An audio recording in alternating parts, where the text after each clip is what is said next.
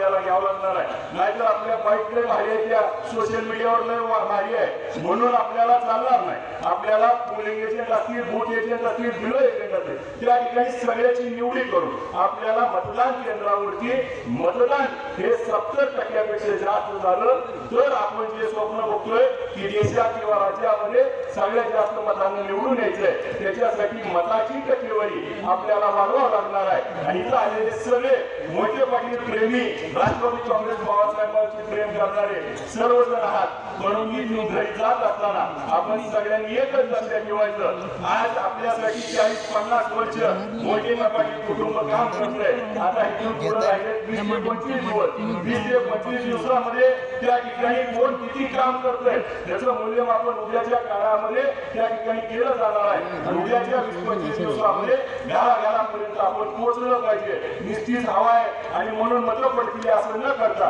प्रत्येक मतदाराला त्या ठिकाणी जाऊन यंत्रणा राबवली पाहिजे. कारण समोरच्या त्या ठिकाणी जर विचार केला, समोरच्या बाजूला सगळे आमदार आहेत, सत्ता केंद्र आहे, त्यांच्या साखर कारखाने आहेत, आपल्याकडे पण आहेत, परंतु त्याचा प्रत्येक माणूस त्या ठिकाणी गावागावात पोहोचून आज त्या ठिकाणी भूमिका घेतोय. उद्या सगळ्यांना सांगावं लागणार आहे की म्हणून जारांगे पाटलावरती, तिथल्या अंतर्गत सराटीवरती लाठीचार्ज करणाऱ्याचा, यासाठी नेमणाऱ्याचा देखील आम्हाला निषेध करायचा आहे. शेतकऱ्याच्या मालाला भाव नाही त्याचा निषेध करायचा आहे. प्रत्येक प्रश्न त्या ठिकाणी आपल्याला मतदारापर्यंत सांगून त्या मतदानाच्या दिवशी मतदान करून घेणं ही इथं आलेल्या प्रत्येकाची जबाबदारी आहे आणि ती आपण चोखपणे त्या ठिकाणी पार पाडूया. आपण सगळेच एक दिलाने एक ताकदीनं त्या ठिकाणी एक संघ राहूया. कारण साहेब असं जातं, जिल्ह्यात मी एकटाच राहिलो होतो, तिकडे गेलो तर तिकडे असायचं, तिकडे गेलं तर त्या ठिकाणी शरदचंद्र पवार साहेबांमध्ये त्या ठिकाणी काम करण्याची संधी मिळाली. मला आज दयशीर भैया त्या ठिकाणी पक्षात आल्यामुळं मला आमदार झाल्यासारखं वाटायला लागलं.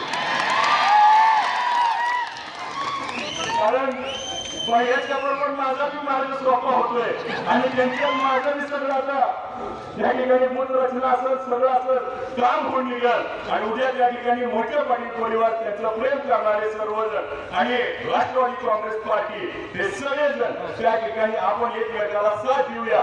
उद्याच्या काळामध्ये आपल्याला महाविकास आघाडीचं सरकार या राज्यामध्ये आणायचं, परत एकदा आपल्या शेतकऱ्याची घडी बसवायची.